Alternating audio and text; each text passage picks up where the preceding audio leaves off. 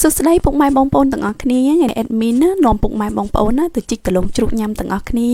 តើបងប្អូនណាខ្លះធ្លាប់បានស្គាល់ដលងជ្រូកបែបនេះយើងអាចនិយាយបានថាដលងជ្រូកវាជាប្រភេទដំឡូងព្រៃដោយសារតែប្រជាពលរដ្ឋយើងមួយចំនួនក៏អត់ចូលចិត្តនិយមយកដើមវាមកដាំក្នុងភូមិទេអញ្ចឹងហើយភាគច្រើនណាវាដុះនៅតាមព្រៃឬក៏តាមវាលប៉ុន្តែនិយាយពីរសជាតិវាអត់ចាញ់ដលងស្រុកដលងជ្វាដលងឈើយើងហ្មងទេឆ្ងាញ់ដូចគ្នាជាពិសេសចាស់គាត់ចូលចិត្តណាឥឡូវកុំឲ្យខាត់ពេលយូរណាទៅជីកជាមួយ admin ទាំងអស់គ្នាទៅនេះទៅសប្បាយប៉ុន្តែការជីកវាអត់ងាយស្រួលហ្មងទេហើយមុននឹងដើរដល់កន្លែងជីកហ្នឹងគឺត្រូវកាត់វាកាត់អីណាបងប្អូនឃើញទេផ្កាស្រុកស្រែយើងផ្កាថ្នាក់ទឹកអូយច្រើនមែនទែន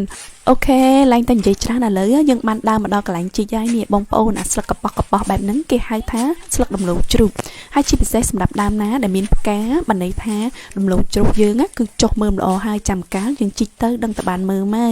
ហើយសម្រាប់បងប្អូនមួយចំនួនដែលគាត់បានស្គាល់ដើមដំឡូងជ្រូកមើលឲ្យទៅបងប្អូន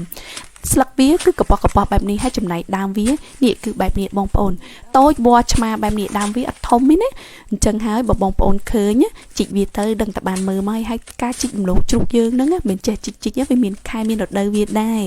បើយើងចង់បានមើមដំឡូងជ្រូកញ៉ាំឆ្ងាញ់ភាគច្រើនគេជីកនៅរដូវមកហើយនៅពេលដែលទឹកស្រកអស់ដីចាប់ផ្ដើមខ្សោះល្អអញ្ចឹងមើមដំឡូងជ្រូកយើងញ៉ាំទៅឡើងកមួតហើយនិយាយពីការជីកវិញបងប្អូនយើងជីកដំឡូងជ្រូកមិនមែនជាការងាយស្រួលដូចបងប្អូនឃើញស្រាប់អញ្ចឹងភាគច្រើនដលងជ្រូកវាដុះនៅតាមគុំនៅតាមដប់វាមិនមែនដុះតវាលគ្នាវាណាមិនមែនដូចដលងជ្វាអីយើងដាំអីតវាលដុះជីកស្រួលណាបងប្អូនវារត់តដប់រត់តព្រៃឯអាដលងហ្នឹងជាពិសេសនៅតាមគល់ឈើដប់ប្រពាក់ដប់អីដូចបងប្អូនបានឃើញស្រាប់អញ្ចឹងថ្ងៃនេះដោយសារបានពុកបានបងប្អូនគាត់មកជួយផងទេបានការជីកដលងហ្នឹងរៀងលួនបន្តិចបើមកតែម្នាក់ឯងវារៀងពិបាកបន្តិចដែរព្រោះត្រូវការកាប់ព្រៃកាប់គេហៅថាកូនឈើដើមប្រពាក់អីហ្នឹងបងប្អូនដូចបានឃើញស្រាប់អញ្ចឹង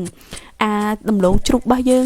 មុននឹងជីកដូចបងប្អូនដឹងទេណាគឺយើងត្រូវការកាប់ព្រៃកាប់អីឲ្យវាដើម្បីជីកហើយការជីករបស់យើងគឺយើងឃើញដើមរបស់វានេះបងប្អូនឆ្មាទូចបែបនេះយើងអត់ជីកកាប់គល់វាយើងត្រូវការជីកខ្វែឲ្យរៀងឆ្ងាយបន្តិចព្រោះថាដំឡូងជ្រូករបស់យើងមើមវាអត់ជាប់នឹងគល់ដូចដំឡូងជ្វាដំឡូងមីអីណាវាមានរឹសដុះរៀងឆ្ងាយពីគល់បន្តិចបានវាចាប់ផ្ដើមមើមអញ្ចឹងហើយនៅពេលដែលយើងចង់ជីកដំឡូងជ្រូកយើងកុំឲ្យជីកកឹមនឹងគល់ព្រោះវាអត់បានមើមទេយើងត្រូវជីកឲ្យរៀងឆ្ងាយពីគល់បន្តិចទើបយើងបានមើមនេះបងប្អូនជាពិសេសអាដំឡូងយើងវាចូលចិត្តណាអាកលុកកលៀតគៀនដើមឈើគល់ឈើអីបែបនេះដឹងតែមើមរៀងត្រូវហើយនេះបងប្អូនអើយបានមួយទៀតហើយការជីករបស់ admin ហ្នឹងក៏មិនជាអ្នកប៉ិនប្រសពអីដែរព្រោះថានៅតូចច្រើនតែមកពីក្រោយម៉ែពុកនឹងឯងគាត់អ្នកជីក admin ណាគាត់ថាអ្នកជួយរៀបជួយរើជួយបោសសម្អាតទេអញ្ចឹងហើយការជីកហ្នឹងក៏វាមិនប្រសពដូចគេអ្នកជីកដលងយកទៅលក់ដែរជាពិសេសគឺដល់ខែហ្នឹងឯងអ្នកភូមិ admin ណាគាត់នាំគ្នាទាំងហ្វងទៅជីកដលងតែគេទៅជីកនៅព្រៃធំតាំងពិតណាថ្ងៃនេះ admin ចង់នាំបងប្អូនណាទៅទស្សនាការជីកដំឡូងរបស់អ្នកភូមិ admin ដែរប៉ុន្តែដោយសារថ្ងៃនេះមកគ្នាច្រើនពេកអញក់ក្មួយផងបងផងញ៉ៃច្រើនអត់មានអីជីអត់អស់អញ្ចឹងហើយក៏មកជីកទៅនៅស្រែក្រោយផ្ទះប្រហែលជាដើរប្រហែល 200-300 ម៉ែត្រដែរចឹងហើយបើសិនថ្ងៃណាមានពេលទៅនេះ admin នាំបងប្អូនណាទៅទស្សនាការជីកដលងរបស់អ្នកភូមិ admin នៅក្នុងព្រៃធំតែវារៀងឆ្ងាយពីភូមិបន្តិចនៅព្រៃធំហ្នឹងដូចដឹងស្រាប់ហើយខែនេះអ្នកភូមិរបស់ admin មិនថាតែអ្នកភូមិទេពុកម៉ែរបស់ admin អីក៏ដោយដែរគឺថាយើងរួចដៃពីរបរស្រែចម្ការរបស់យើងហើយអញ្ចឹងហើយអ្នកភូមិគាត់គាត់ចាប់ផ្ដើមទៅរករបរជីកដំឡូងគឺជារបរមិនទំសំដើម្បីទ្រទ្រង់គ្រួសារក៏ដូចជាបានប្រកាសបន្ថែមពីលើរបរស្រែចម្ការរបស់គាត់ព្រោះឥឡូវតនេហើយនិយាយពីហាងឆេងតម្លៃដំឡូងជ្រូកនៅក្នុងភូមិ admin ដែលគាត់ជីកបានគាត់យកទៅលក់គឺមានតម្លៃ1គីឡូ 3000 រៀលកាប់ប៉ុណ្ណឹងតម្លៃនឹងអត់ថ្លៃទេបងប្អូនព្រោះថាដំឡូងជ្រូកយើងទ្រាំជីកបាន1គីឡូមិនងាយទេដូចបងប្អូនបានឃើញស្រាប់អញ្ចឹងបើសិនវានៅក្នុងគុំលពាក់គុំដើមឈើអីអញ្ចឹងត្រូវកាប់គុំនឹងឲ្យវាអស់ទើបយើងអាចជីកដំឡូងរបស់យើងបានអញ្ចឹងហើយបងប្អូនណាខ្លះចង់ញ៉ាំដំឡូងជ្រូកអាចទម្លាក់លេខទម្លាក់ទីតាំងបានជាពិសេសដំឡូងនេះដូច admin បានប្រាប់អញ្ចឹងវាជាដំឡូងធម្មជាតិ 100% ហើយកុំភ្លេចជួយគ្រប់គ្រងសមិទ្ធផលរបស់អ្នកភូមិ admin ផងព្រោះគាត់ជីកដំឡូងជ្រូកនេះជាដំឡូងព្រៃដំឡូងធម្មជាតិអត់មានគីមីហើយក៏មានដាំដាក់ជីដាក់អីដែរគឺចូលក្នុងព្រៃជីកទ្រាំបាន1គីឡូមិនមែនធម្មតានេះបងប្អូនអើយជីកបានទៀតហើយណែដោយសារតែដូច admin បានប្រាប់អញ្ចឹងមិនសូវជាអ្នកជំនាញម៉ាទេវាមានបែកខ្លះអីខ្លះហើយប៉ុន្តែសម្រាប់អ្នកជំនាញនៅភូមិ admin គាត់ជីកអត់សូវបែកអញ្ចឹងទេគាត់ជីកនៅមូលល្អបន្ទាប់ពីជីកបានមកគុំហើយឥឡូវ nè chập đám trô mà công tiệt bong ôn khơi mà đọc tiền ai ban phục ấy quạt chui á cặp cái hai tha công là bẹ công ấy trên bắt đầu bị chích ban mà tụt mà khlong khơi lòng bắt nan này mà rong bẹt dương nứng á mà nâng cha bong ôn một chục nún quạt hai ấy nơi nè cái hai khlong khơi phong cái hai mà rong bẹt phong hai sầm đạp công từ bộ này ha cứ mơm về riêng thông tịch bong ôn nè đời xa tại đây vi bọc phò lỏ chị đây đầm bông ấy chân hai nè bong ôn ơi bàn là bọc bánh nan đây bị ọt lăng nghe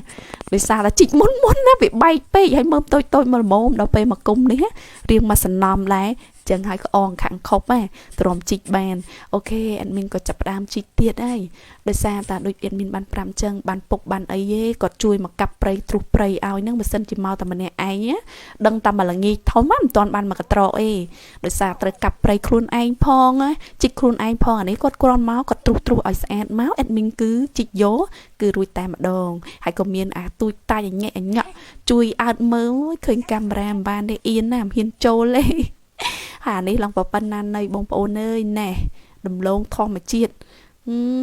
đầm lông trụ dướng á miên mơm cái bẹt cái bọ hay đừng miên mơm nè vênh bài nè cặp bớt á mơm mùi nè trong thọt và hai bông ôn thả chích ở ban vênh bàn tay cái sao ấy đây nó về riêng thôn tích đập bê tại chích khuya lái lợn máu bạn đái nè ôi chích ban mà cái trọ đại bông ôn ơi chích mà sập bọ thống cứ ban phải cho chích bay cái lô đai lô nứng á chân hái lợi dân kịch tha vì xong là một bàn hái admin có chập đám tàu cái lọc liệt á làm bậy đất lồng bao giờ ngày nay cứ ở ban vô vi mà thường hộp ấy tê nòng bông ốn mà đất lồng trục nhằm từng ở kia nè na khác thọp ban đất lồng trục nhằmបែបនេះជីពិសេសអ្នកដែលកើតជំនាន់មុនជំនាន់8ជាង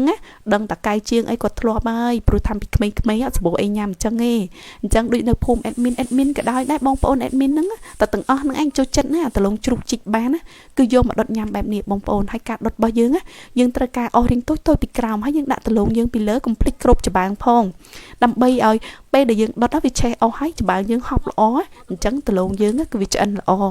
បន្ទាប់ពីយើងដុតហើយទុកវាមកសបកទៅadmin ចាប់ផ្ដើមណាមកបេះផ្កាឃើញផ្កាល្អពេកអាហ្នឹងគេហៅថាផ្កាថ្នាក់ទឹកប៉ុន្តែសម្រាប់ដូចតំបន់បងប្អូនមួយចំនួនគេហៅផ្កាអីផ្សេង admin ក៏អត់សូវច្បាស់ដែរប៉ុន្តែសម្រាប់ភូមិ admin គេហៅថាផ្កាថ្នាក់ទឹកអញ្ចឹងសម្បូរនៅតាមវាលស្រែនៅចាប់ផ្ដើមយើងច្រូតរួចអញ្ចឹងវាដល់ខែដែរវាដល់ខែផ្កាពេញតែនឹងពេញតែស្រែទៅណាក៏លឿងដែរអូយស្អាតមែនទែនបងប្អូនអើយទស្សនភាពស្រុកស្រែរបស់យើងគឺថាមិនចាញ់ទីក្រុងហ្មងនេះផ្កាដេដាស់ហើយនិយាយពីម្អមវិញតាណាក៏មានដែរសិតតែម្អមចង់ស្លចង់ធ្វើម្ហូបអីគឺអត់ប្របាអីចង់ប្រាប់ថាម្អមនឹងដុះដូចស្មៅឥឡូវឲ្យទៅនៅតាមវាលស្រែសម្បូរមែនទែនសិតតែម្អមនិយាយទៅភូមិ admin ណាគឺតារស់នៅតំណងដែរចង់បានអីញ៉ាំអីរបស់ស្រុកស្រែអីមិនខ្វះទេរបស់ស្លុកអីណាហើយដោយសារតតនេចាំតលោកដុតយើងអត់ទាន់ឆ្អិនចឹងហើយ admin ក៏ចាប់ផ្ដើមយកផ្កាថ្នាក់ទឹកយើងហ្នឹងមកក្រងធ្វើកម្រងផ្កាពាក់លេងទៅពួកចូលចិត្តណានៅក្មេងៗសំបីតែពេញកំមុំធំចឹងហើយក៏នៅតែចូលចិត្តទៀតអូខេបន្ទាប់ពីយើងចាំមកសបកដុតប្រហែលជាចិត្ត1ម៉ោងអត់យូរទេបងប្អូនប្រហែលជាចិត្ត1ម៉ោងណែតលងជ្រូកយើងបានដុតឆ្អិនរួចរាល់ហើយឥឡូវចាប់ផ្ដើមចែកណាចែកអំណោយម្នាក់មួយណែសិតតែក្មេងសិតតែប្អូនអ្នកភូមិនឹងឯងណែមកអត់បានច្រើនអ្នកឯងដោយសារតតាមមកបានតែ3 4អ្នកនឹងឯងអាកន្លោះអត់កៅអៅហ្នឹងនិយាយពីចាំតែតលងឆ្អិនហ្នឹងសួរទាំងកាលឆ្អិនអីឥឡូវឆ្អិនហើយចែកគ្នាណែម្នាក់មួយឥឡូវបងប្អូននេះកុំឲ្យខាត់ពេលយូរមកញ៉ាំមួយ admin ទាំងអស់គ្នាជាពិសេសកន្លោះនេះអត់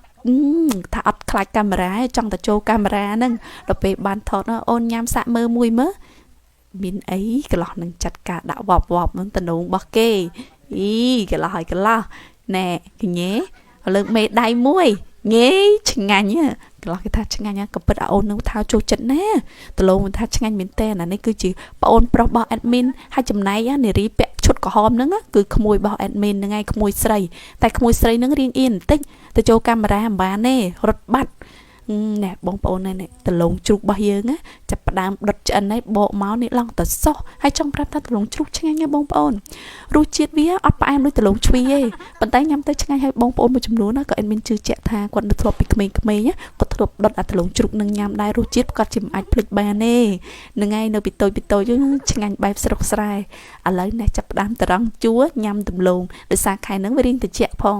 បានដំឡូងក្តៅទៀតអូឆ្ងាញ់អស់ទាន់និយាយពីក្មេងៗគ្នាសប្បាយចិត្តណាបានញ៉ាំអញ្ចឹងជុំគ្នា admin សាយរហូត